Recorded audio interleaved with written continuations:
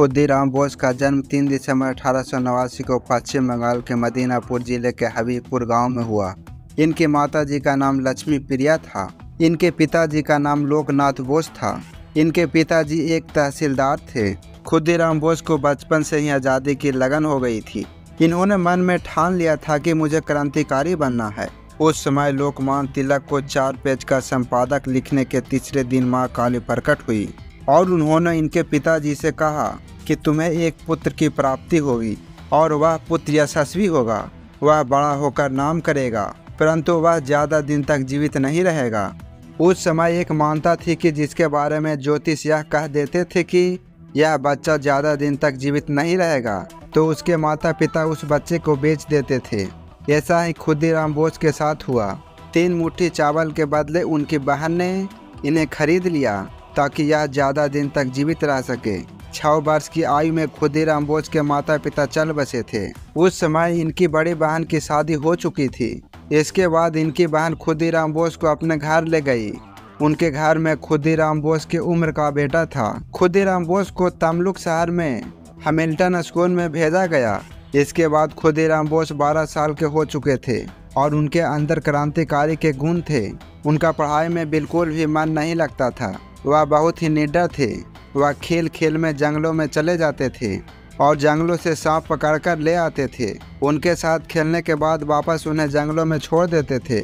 एक बार वह बच्चों के साथ खेल रहे थे तो एक ऊंचे पेड़ पर चढ़ गए। ऊंचे पेड़ से छलांग लगाने पर उनके शरीर पर कई चोटें आ गई। उसी समय उनके स्कूल का अध्यापक वहां आ जाता है और उनके सामने खुदीराम बोस ने ऐसा दिखाया कि उनको कोई भी चोट नहीं लगी है, वह सिर्फ खेल रहे हैं। जब खुदीराम बोस स्कूल में पढ़ रहे थे उस समय हैजे की बीमारी फैली हुई थी। खुदीराम बोस अपनी जान की परवाह किए बिना रोगियों की सहायता करते थे। जब 1950 में बंगाल का विभाजन हुआ उस समय लोकमान्य तिलक ने स्वदेशी आंदोलन चलाया हुआ था, तो खुदीराम बोस भी उस आंदोलन में शामिल हो गए।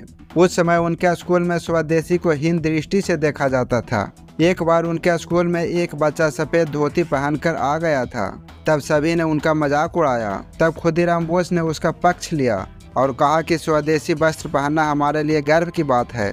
स्वदेशी गौरव के विषय में खुदीराम बोस ने बचपन में ही सीख लिया था।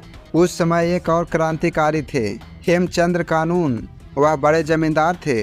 1896 में उन्होंने अपनी सारी संपत्ति बेच दी और वह यूरोप चले गए, जहां जाकर उन्होंने बम बनाना सीखा। उस समय क्रांतिकारियों के पास बम बनाने की तकनीक नहीं होती थी। उन्हें लगता था कि यदि अंग्रेजों को यहां से भगाना है तो हमें बम बनाना सीखना होगा। खुदीराम बोस ने 1906 से लेकर 1907 तक स्वदेशी का प्रचार प्रसार किया। एक बार खुदीराम बोस ने मदीना के शिव मंदिर में जाकर दंडवत पूजा की और भगवान शिव से यह कामना की, मुझे अंग्रेजों से अपने देश को आज़ाद करवाना है। खुदीराम बोस अपने साथ हमेशा भागवत गीता और देशभक्ति की पुस्तकें रखते थे। खुदीराम बोस ने व्यायाम करके अपने शरीर को बहुत ही मजबूत बना लिया था। शरीर को मजबूत बनाकर उन्होंने लाठी चलाना सीख लिया था और साथ ही बम बनाना भी सीख लिया था। फरवरी 1996 में मदीना में अंग्रेजों ने औद्योगिक मेले का आयोजन किया, जो उस समय नौजवानों के क्रांतिकारी की भावना जागृति करने के लिए एक क्रांतिकारी ने सोनार बंगला पत्रिका निकलवाई। उस पत्रिका को नौजवानों तक पहुंचाने की जिम्मेदारी खुदीराम बोस को दे दी गई। इसके बाद खुदीराम बोस ने मदीनापुर में हो रहे औद्योगिक मेले में अपने पत्रिका बांटना शुरू कर दी। पत्रिका बांट रहे थे तो यह सूचना पुलिस तक पहुंच गई और वहां पर पुलिस आ गई। जब पुलिस ने खुदीराम बोस को पकड़ने की कोशिश की तो वह वहां से भाग गई, परंतु कुछ समय के बाद पुलिस वालों ने खुदीराम बोस को पकड़ लिया और उन्हें जेल में डाल दिया। कई महीने की सजा काटने के बाद खुदीराम बोस जेल से बाहर आए और बाहर आने के बाद उन्होंने फिर से पत्रिका बांटना शुरू कर दिया। 1907 में खुदीराम और उनके क्रांतिकारियों ने यूरोप के गवर्नर को मारने की योजना बनाई। उन्होंने नारायण स्टेशन पर रेल को बम से उड़ाने की योजना बनाई, जिसमें कि गवर्नर बैठे थे, परंतु दुर्भाग्य से उस दिन उस रेल के डिब्बे में गवर्नर नहीं थे और उनकी योजना निसफल रही। उस समय किंग्सफोर्ड नाम का एक जज होता था जो मदीनापुर में काम करता था। उसे क्रांतिकारी से बहुत ही नफरत थी। वह क्रांतिकारियों को बहुत ही कड़ी सजा देता था। खुदीराम बोस को जेल से छोड़ा गया तो उसने खुदीराम बोस का पूरे शहर में जुलूस निकाला था। इसके बाद सभी क्रांतिकारियों ने उससे बदला लेने की ठान ली और उन्होंने योजना बनाई कि हम किंग्स के पास एक पार्सल भेजेंगे जिसमें बम होगा। जब वह पार्सल खोलेगा तो बम फटने की वजह से उसकी मौत हो जाएगी। परंतु दुर्भाग्य से वह पार्सल कोर्ट में किसी और व्यक्ति ने खोल लिया था। उनकी यह योजना भी सफल नहीं हो पाई। इसके बाद अंग्रेजों को पता लग गया कि उनके जज की जान को खतरा है, इसलिए उन्होंने उसे बिहार के मुजफ्फरनगर में भेज दिया।